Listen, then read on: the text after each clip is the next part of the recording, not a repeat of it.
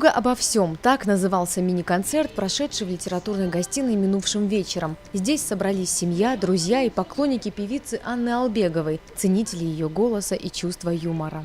Я не преувеличу, если скажу, что Анна Албегова – королева юмора остинской сцены. Она не стоит на месте. У нее сейчас очень много новых произведений, новые монологи. Я считаю, что сегодняшний концерт оставит столько тепла, столько радости. И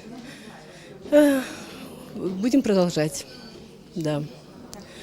Анна Албегова – заслуженная артистка Северной и Южной Осетии, певица с настоящим голосом, человек, не перестающий шутить при любых обстоятельствах. Такой ее и увидели на музыкальном вечере. В числе гостей оказался врач, сыгравший в судьбе певицы не последнюю роль. Я чуть-чуть отвлекусь, когда брался оперировать женщину, которой 114 лет, я начал с ней шутить. И когда она мне отвечала шутками, я понял, что все будет нормально. Так и здесь, как только появилось чувство юмора, я понял, что все будет хорошо.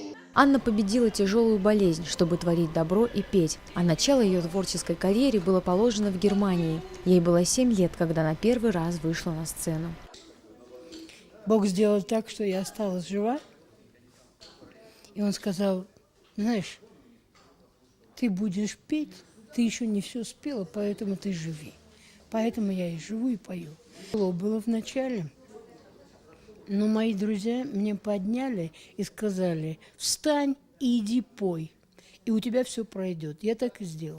Вечер получился непринужденный и домашний. Люди в зале и на сцене шутили, пели, рассказывали истории, связанные с Анной. Сама артистка даже провела небольшой стендап. Зрители подпевали, некоторые выходили танцевать. В честь Анны друзья сказали немало теплых слов.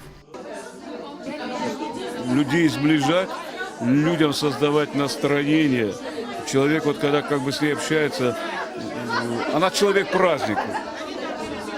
Потому что вот сама создает для человека, общение с ней создает праздник.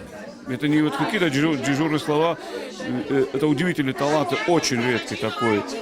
Таких людей, как Анна Албегова, немного, но пока они существуют, не иссякает вера в добро. Залина Губурова, Ирина Круглова, Алан Гасанов, Осетия ТВ.